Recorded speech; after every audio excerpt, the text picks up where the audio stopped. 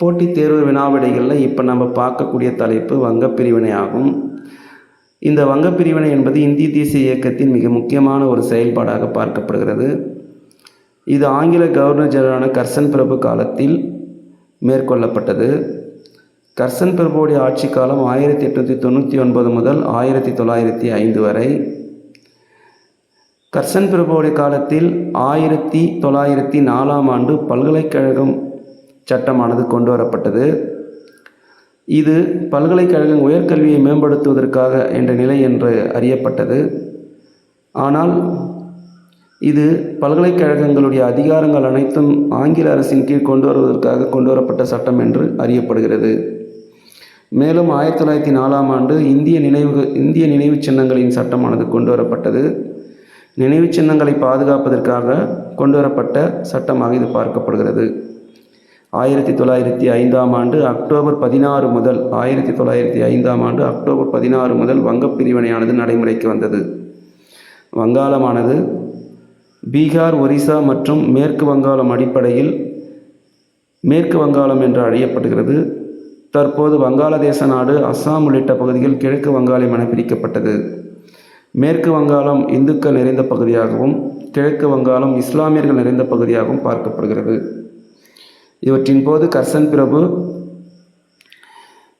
கிழக்கு வங்காளத்தில் காணப்பட்ட இஸ்லாமியர்களை முகலாயர்களுடைய காலத்தில் அனுபவிக்க முடியாத சலுகைகள் கூட தற்போது கிழக்கு வங்காளத்தில் காணப்படும் முஸ்லிம்கள் அனுபவிக்க முடியும் என்பதை வலியுறுத்தியுள்ளார்.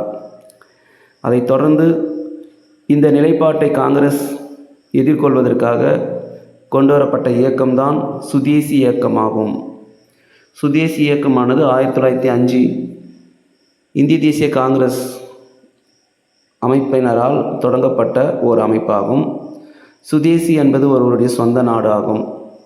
குறிப்பாக சுதேசி இயக்கமானது அந்நிய பொருட்களை புறக்கணிப்பது, சொந்த நாட்டு பொருட்களை வாங்குவது, பயன்படுத்துவது என்ற கொள்கை மேற்கொள்ளப்பட்டது. இவற்றின் வெளிப்பாடாக நாடு முழுவதும் சுதேசி இயக்கமானது வலுப்பெற்றது.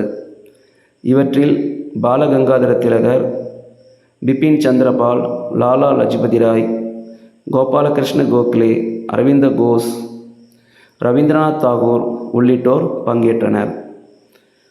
இந்த சுதேசி இயக்க கருத்துக்களை தமிழகத்தில் பரப்பியவர்கள் வ.உ. சிதம்பரனார், சுப்பிரமணிய பாரதி, சுப்பிரமணிய சிவா உள்ளிட்டோர் சுதேசி இயக்க கருத்துக்களை தமிழகத்தில் பரவச் செய்தனர். இந்த சுதேசி இயக்கமானது அடுத்தடுத்த கட்டமாக பல்வேறு மாற்றங்களை ஏற்படுத்தியது.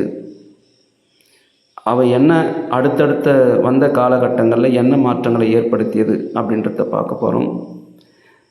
இந்திய தேசிய காங்கிரஸின் வங்கப்பிரிவினைக்கான எதிர்ப்பு அதிகரித்ததால் 1911ஆம் ஆண்டு வங்கப்பிரிவினை சட்டமானது நீக்கப்பட்டது.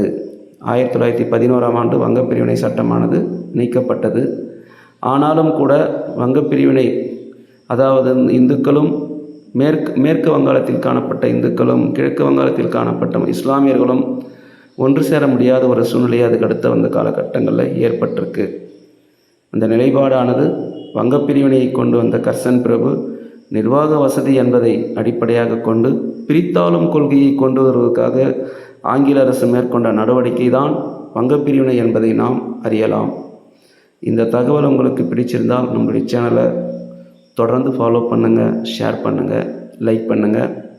மீண்டும் ஒரு நல்ல செய்தியோட போட்டித் தேர்வுக்கு வரக்கூடிய முக்கிய வினாவிடைகளோட அடுத்த செய்தியை பார்க்கலாம். தொடர்ந்து சப்ஸ்கிரைப் பண்ணுங்கள், ஷேர் பண்ணுங்கள், லைக் பண்ணுங்கள்.